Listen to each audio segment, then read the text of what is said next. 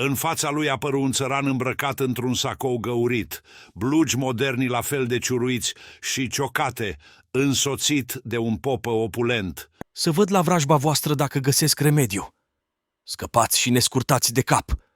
Gâdele-i în concediu. Sunt țăranul banii mărunți, te rog mărimea ta să-l pedepsești aspru pe popă, dreptate de-mi vei da, ce are el și nu am eu, îmi vine ca să-l bat, de când muierea am spovedi, nu stă cu mine în pat. Eu îl iert mărimea ta că-i bolând nefericitul, a luat femeie mai tânără ca el, de-i place spoveditul. Decât să pățesc ceva, mă jur că o evit. Mâine o trimis la mine, că am zi de spovedit. Sănătate luminate pe gândul meu ai fost, dar apoi cum să creadă popa că eu aș fi vreo un prost? Ieșiră satisfăcuți de decizie. Al doilea caz intră. Un țăran peticit în 5 culori de 3 feluri și un boier cocalar cu haine de firmă scrise total greșit. Se putea, John și Adam. Voi erați prieteni odată? M-o flagelat aseară Adam, mai rău ca ăia din armată. Apoi ce spune la tine este la el derbedeu. Se declară aș de față ce furat el de la eu. Eu n-am mai putut de foame și am luat din sac o pită, ăsta m-o legat de pom și mi-a ars și o copită. Și cum să fac să vă împac pe amândoi? Din ce ai luat de la Adam, ce poți să dai înapoi? Apoi eu am mâncat-o, de unde să-i mai dau pita, dacă tot mai vrea ceva, îi returnez copita. Asta nu dai dreptat minoritar, e dreptat dușmanește. Nu e om la cine dă, om la cine primește. Ai pus magnet la cântar să mă fraierește. Luat dreptat la om cinstit, dar la cine furește. Un dreptat de 2 lei ai făcut pe tine. Eu duc acasă urgent că moare măta la mine. Ce zici, bre, că moare mama? Auzit-am bine? Imperasul Coloratu. Eu zis de măta la mine. Deodată, ușa care se deschide invers este din nou forțată. Se aude vocea povestitorului. Invers. Împinge, nu trage. Vai de... Apare în cadru o apătoasă împărăteasă, fostă Miss Fototapet în țara de origine. Apariția ei intoxică mințile celor prezenți. Împărăteasa, cu fericirea ruptă, zise într-un mod tulburător de dramatic. Oh, ce soartă crudă! Adună-ți armata! Răpită ți-e pupila! Furată ne-a fost fata!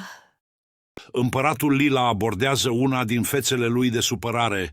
Plătesc cu grea simbrie, straja cea mai aleasă și cu atâta pază, copila mi-e sustras. Se lăsă teatral pe scaun, lovindu-se cam tare cu palma peste frunte. A avut intenția de a deschide barul din brațul tronului. Renunță repede dându-și seama că îi poate fi aflat secretul. Împărăteasa continuă.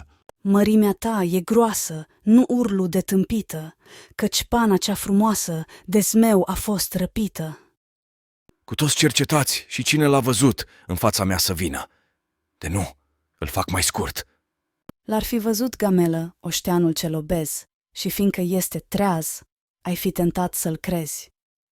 Să vină aici Gamelă, să vină și casapul, de nu spune adevărul, la tălpi să-i șadă capul. Apare imediat încadrat de 2 trupeți, insul nostru cel rotund, tremurând ca o piftie. Tu l-ai zărit, oștene? L-am chiar văzut, mărite, din cauza la dânsul pierdut am 3 clătite. Deci oastea mea trădează, oare pe cine să chem? Durerea ce mă macină mă face ca să gem. Cu gem neavui, mărite, avui numai cu caș, că noi n-avem butice ca ăia la oraș. Oh, bă, și spune odată, văzuși cum arăta? Tânăr, înalt și blond și avea o macara. Cum? Ce măcara? Una pe șenile pentru tonaj mare, că prost nu era socare în spinare. De ce n-ai strigat străjile să vină? Eu chiar am urlat, dar cu gura plină. Străji, din fața mea îndată îl veți lua. Ne face pagubă în mâncare, treceți-l granița. Dați de știre în lume, scrieți la toți carte. Controlați prin gări și aeropoarte. Cine o aduce pe pana la valoarea intrinsecă, îi dau fata de soție și jumătate din discotecă. Mărimea ta, parteneriatul de multe ori nu ține. Dau toată discoteca. Acum e mai bine? E mai bine acum și așa de câțiva ani. Nu prea mai vine nimeni, nu prea mai face bani. Apare povestitorul care se exprimă cam așa. Dau faxuri și e-mail-uri la natul din prejur, dar pe majoritatea îi cam durea. Îi durea. Punct. După vreo câteva zile cu multe lacrimi și durere, apărul așa pe rând la palat 3 beizadele.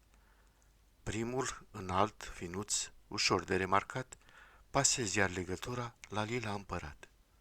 Bun venit, Spirtocus. Spirtocus e tata.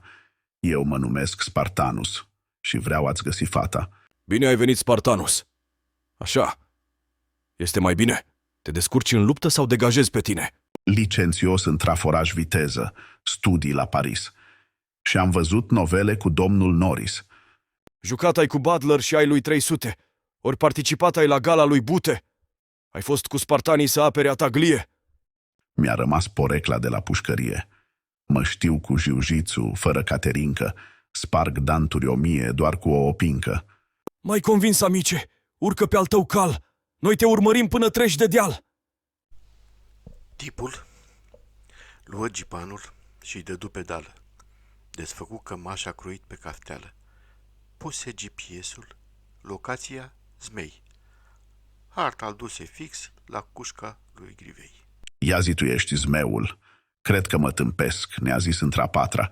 Câinii nu vorbesc.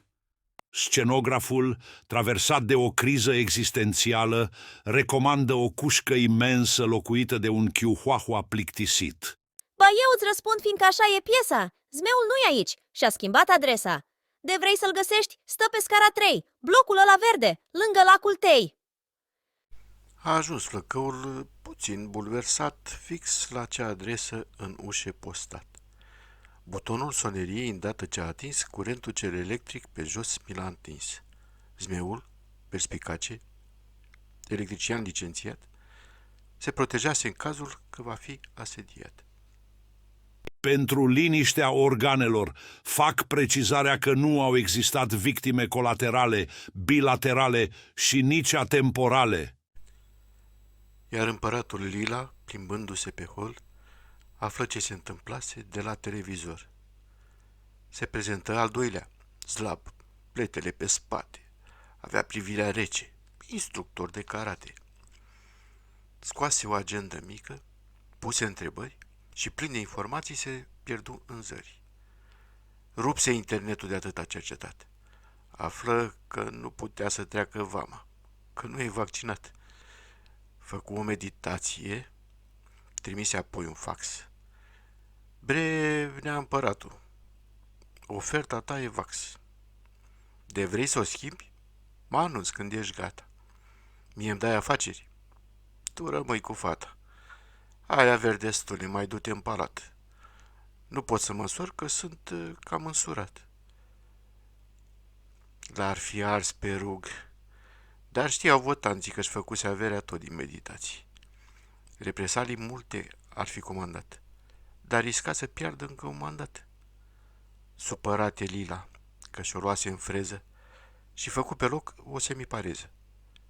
3 zile zăcu din această cauză, iar împărăteasa făcu menopauză. Pauză.